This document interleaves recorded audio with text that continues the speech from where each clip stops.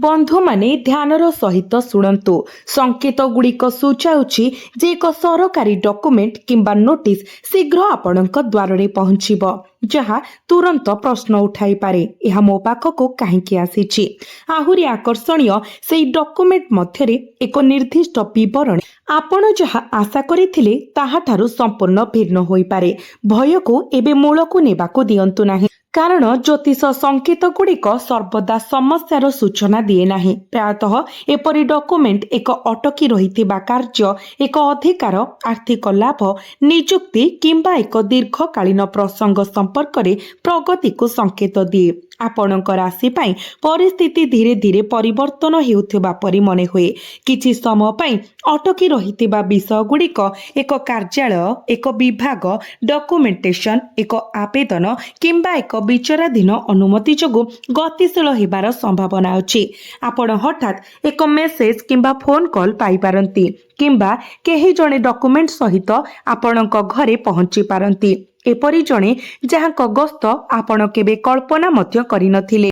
किंतु अपेक्षा करंतु, प्रकृत रहस्य डॉक्यूमेंट रो आगमन रे नुहे बरं एहा माध्यम रे लेखा जाइथिबा एक छोट विवरणी रे होई पारे।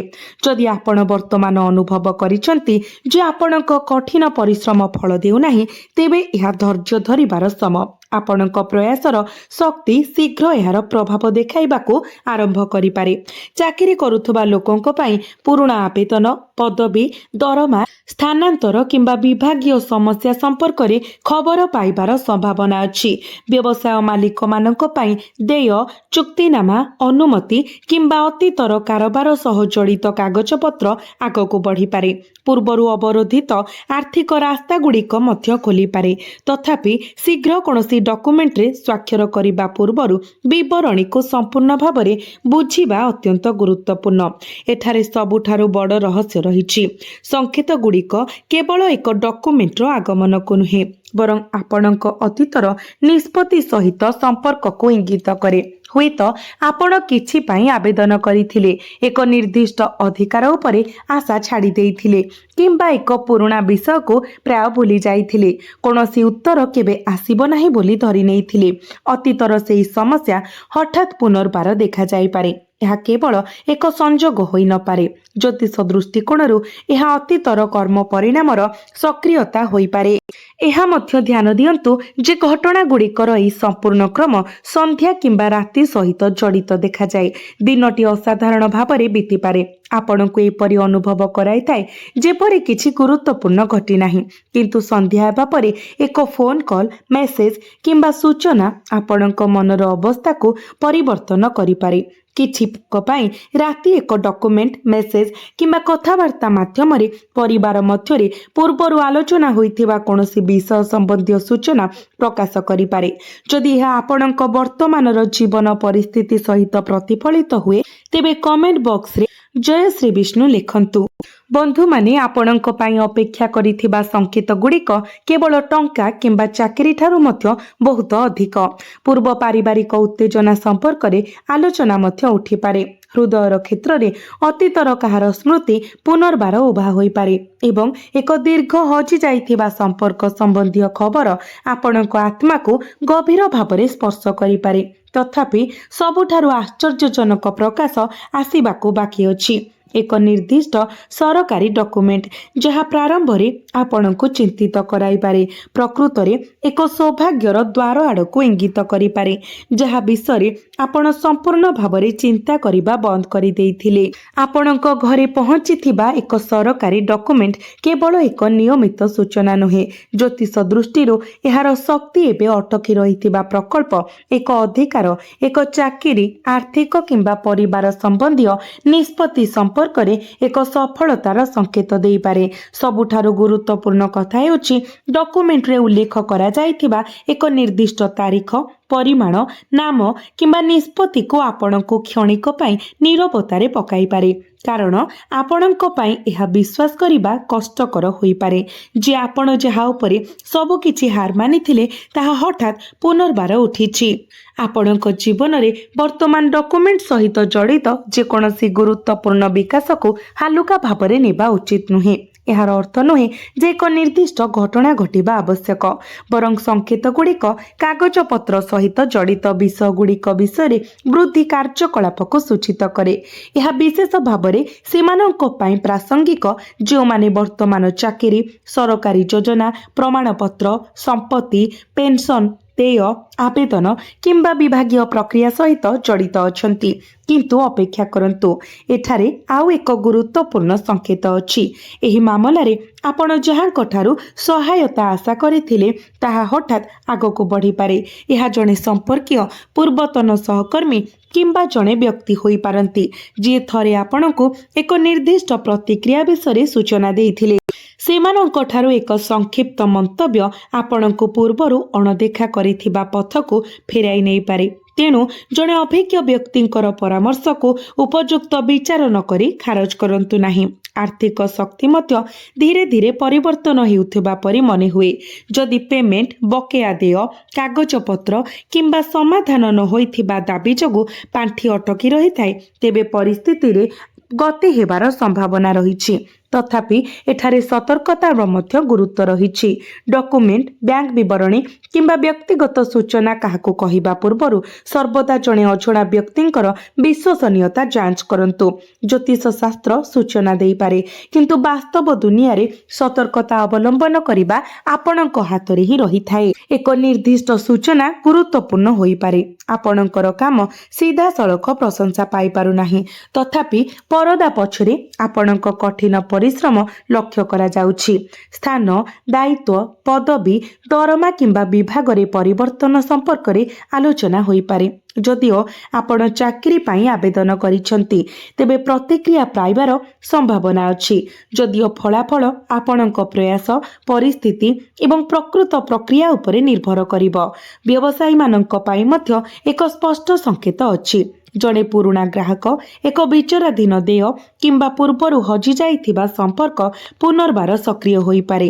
ଏପରି ଜଣେ ବ୍ୟକ୍ତିଙ୍କ ମାଧ୍ୟମରେ ଏକ ନୂତନ ସୁଯୋଗ ଆସିପାରେ ଯାହାଙ୍କ ସହିତ ଆପଣ ଅତୀତରେ କାମ ବିଷୟରେ ଆଲୋଚନା କରିଥିଲେ କିନ୍ତୁ ସମ୍ପର୍କ ହରାଇ ଦେଇଥିଲେ। ଏଠାରେ ଗୁରୁତ୍ୱପୂର୍ଣ୍ଣ କଥା ହେଉଛି ଅତୀତର ଅଭିଜ୍ଞତା ଉପରେ ଆଧାର କରି ତୁରନ୍ତ ବିଶ୍ୱାସ ରଖନ୍ତୁ ନାହିଁ। ଡକୁମେଣ୍ଟଗୁଡ଼ିକୁ ପଢ଼ନ୍ତୁ, ସର୍ତ୍ତାବଳୀ ବୁଝନ୍ତୁ ଏବଂ ତାପରେ ହିଁ ନିଷ୍ପତ୍ତି ନିଅନ୍ତୁ। ପାରିବାରିକ ବିଷୟ ସମ୍ପର୍କରେ ଏପରି ସଂକେତ ଅଛି ଯେ ପରିବାରର ଜଣେ ବରିଷ୍ଠ ସଦସ୍ୟଙ୍କୁ ଚିନ୍ତିତ କରୁଥିବା ଦୀର୍ଘକାଳୀନ ଚିନ୍ତା କମିପାରେ। ଆଲୋଚନା, ଡକୁମେଣ୍ଟ, ନିଯୁକ୍ତି, ଶିକ୍ଷା କିମ୍ବା ପରିବାରର ସଦସ୍ୟଙ୍କ ସମ୍ପର୍କରେ ଭବିଷ୍ୟତ ନିଷ୍ପତ୍ତି ଉପରେ କେନ୍ଦ୍ରିତ ହୋଇପାରେ। ପ୍ରାରମ୍ଭିକ ମତଭେଦ ଥାଇପାରେ, କିନ୍ତୁ ଆପଣଙ୍କର ଶାନ୍ତ ରହିବା ଆଲୋଚନାକୁ ସମାଧାନ ଆଡ଼କୁ ନେଇପାରେ। ଏକ ପୁରୁଣା ପାରିବାରିକ ବିବାଦର ସମାଧାନ ପାଇଁ ମଧ୍ୟ ଏକ ସୁଯୋଗ ଆସିପାରେ। ଏବେ ପ୍ରେମ ବିଷୟରେ କଥା ହେବା, କାରଣ ଏଠାରେ ଏକ ଭାବପ୍ରବଣ ମୋଡ଼ ଆସିବ। ଆପଣଙ୍କ ପାଇଁ ଯେଉଁମାନେ ଜଣେ ପ୍ରିୟଜନଙ୍କ ସହିତ ଅଲଗା ହୋଇଯାଇଥିଲେ, ସେମାନଙ୍କ ପାଇଁ ପୁରୁଣା ସ୍ମୃତି ପୁନର୍ବାର ଉନ୍ମୋଚିତ ହୋଇପାରେ। ଆପଣ ଏକ ପୁରୁଣା ବାର୍ତ୍ତା, ଏକ ଫଟୋଗ୍ରାଫ, ଏକ ଫୋନ୍ ନମ୍ବର କିମ୍ବା ସାମାଜିକ ଗଣମାଧ୍ୟମ ସମ୍ପର୍କ ସହିତ ଜଡ଼ିତ କିଛି ସମ୍ମୁଖୀନ ହୋଇପାରନ୍ତି। ଏହାର ଅର୍ଥ ନୁହେଁ ଯେ ବ୍ୟକ୍ତି ଫେରିଆସିବେ, କିନ୍ତୁ ଏହା ନିଶ୍ଚିତ ଭାବରେ ଭାବନାର ଉତ୍ତେଜନାକୁ ସୂଚିତ କରେ। ଯଦି ପାରସ୍ପରିକ ସମ୍ମାନ ଏବଂ ବୁଝାମଣା ରହିଥାଏ, ତେବେ ଆଲୋଚନା ପାଇଁ ଏକ ପଥ ଖୋଲିପାରେ। ବିବାହିତ ବ୍ୟକ୍ତିମାନଙ୍କ ପାଇଁ ଏକ ଗୁରୁତ୍ୱପୂର୍ଣ୍ଣ ସଂକେତ ଅଛି। ଆପଣଙ୍କ ଜୀବନସାଥୀଙ୍କ ସହିତ ଏକ ଅତୀତର ସମସ୍ୟା, ହୁଏତ ପୂର୍ବରୁ ସମାଧାନ ହୋଇନଥିବା ସମସ୍ୟା, ପୁଣି ଆଲୋଚନା ପାଇଁ ଆସିପାରେ। ଏହି ସମୟରେ ନୂତନ ତଥ୍ୟ ପ୍ରକାଶ ପାଇପାରେ, ପରିସ୍ଥିତିକୁ ଭିନ୍ନ ଦିଗରେ ନେଇପାରେ। ଆପଣଙ୍କ ପିଲାମାନଙ୍କ ସହିତ ଜଡ଼ିତ ବିଷୟଗୁଡ଼ିକ, ଯେପରିକି ଡକୁମେଣ୍ଟ, ଶିକ୍ଷା, ଭବିଷ୍ୟତ ଯୋଜନା କିମ୍ବା ସଫଳତା, ପରିବାର ଆଲୋଚନା ବିଷୟ ହୋଇପାରେ। ଯଦି ଆପଣ ଆପଣଙ୍କ ପିଲାମାନଙ୍କ ସହିତ ଜଡ଼ିତ ଫଳାଫଳ ପାଇଁ ଅପେକ୍ଷା କରୁଛନ୍ତି, ତେବେ ଧୈର୍ଯ୍ୟ ରଖିବା ଭଲ। ବର୍ତ୍ତମାନ ଆସନ୍ତୁ ସେହି ସରକାରୀ ଡକୁମେଣ୍ଟର ରହସ୍ୟକୁ ଫେରିଯିବା। କଳ୍ପନା କରନ୍ତୁ ଯେ ଡକୁମେଣ୍ଟ ଗ୍ରହଣ କରୁଛନ୍ତି। ଆପଣ ଏହାକୁ ଖୋଲନ୍ତୁ। ଶୀର୍ଷରେ କିଛି ନିୟମିତ ବିବରଣୀ ଅଛି। ତାପରେ ଆପଣଙ୍କର ଆଖି ଏକ ଧାଡ଼ି ଉପରେ ପଡ଼େ, ଯାହା ଆପଣଙ୍କୁ ଏହାକୁ ପୁଣି ଥରେ ପଢ଼ିବାକୁ ବାଧ୍ୟ କରେ, ହୁଏତ କାରଣ ଏଥିରେ ସମ୍ପୂର୍ଣ୍ଣ ଅପ୍ରତ୍ୟାଶିତ କିଛି ଅଛି। ଏହା ଏକ ଅନୁମୋଦନ, ଏକ ସଂଶୋଧନ, ଏକ ପୁନଃ ବିଚାର, ଏକ ସମନ, ଏକ ଦେୟ, ଏକ ପ୍ରକ୍ରିୟାଗତ ବିଷୟ କିମ୍ବା ଏକ ପୁରୁଣା ମାମଲା ସହ ଜଡ଼ିତ ହୋଇପାରେ।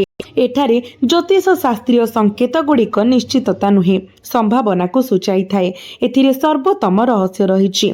डॉक्यूमेंटर प्रकृत गुरुत्व यार शब्दरे नुहे बरं उल्लेखित तारीखरे रही पारे। जदि तारीखटी आपणक जीवनर कौनसी अतीत घटना सहित जड़ित तेबे आपण हठात अनुभव करिपारंती जे मामलाटी प्रारंभरे देखा जाइथिबा परि नुआ नुहे। अतीतर निष्पत्तिर परिणाम वर्तमान सामना को आसीपारे। संध्यारे विशेष सतर्कता अवलंबन करंतु। जदि आपण सूर्यास्त परे एक कॉल किंबा मेसेज पाती किंबा घरे केही एक डॉक्यूमेंट उल्लेख करती तेबे एहाकु तुरंत खारज करंतु नाही।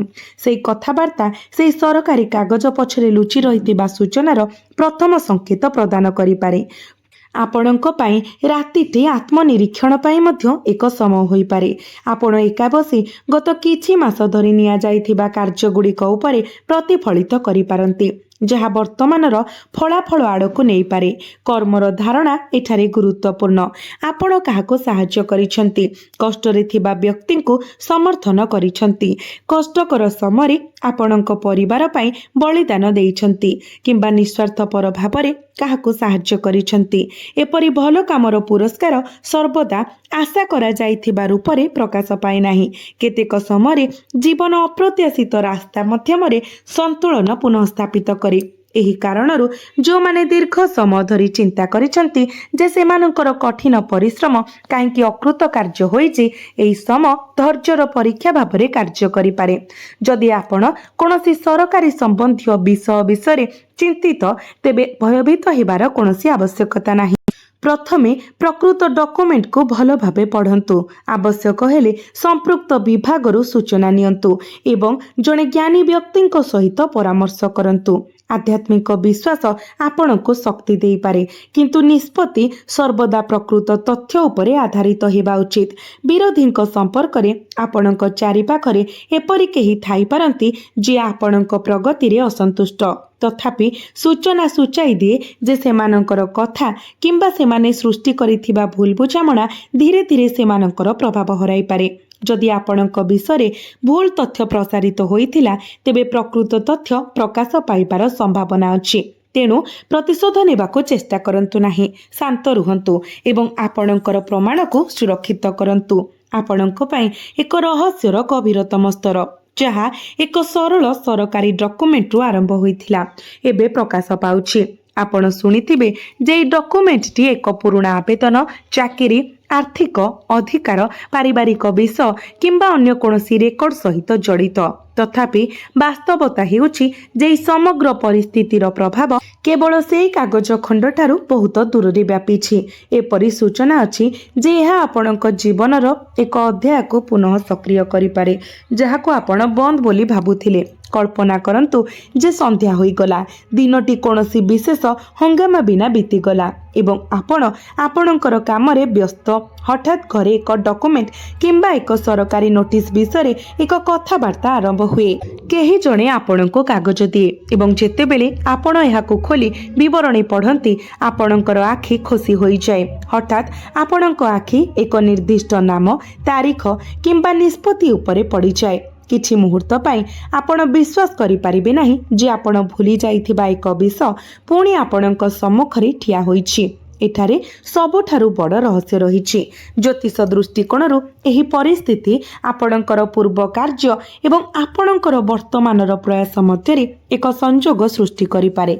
आपण थरे किछि चेष्टा करिथिबे किंतु परिस्थिति आपणक विरुद्ध रे काम करुथिबा देखि परिबे। हुएत आपण आउ केबे चेष्टा करि नथिले। वर्तमान से समान विषय एक भिन्न उपाय माध्यम पुनर्बार देखा जाई पारे।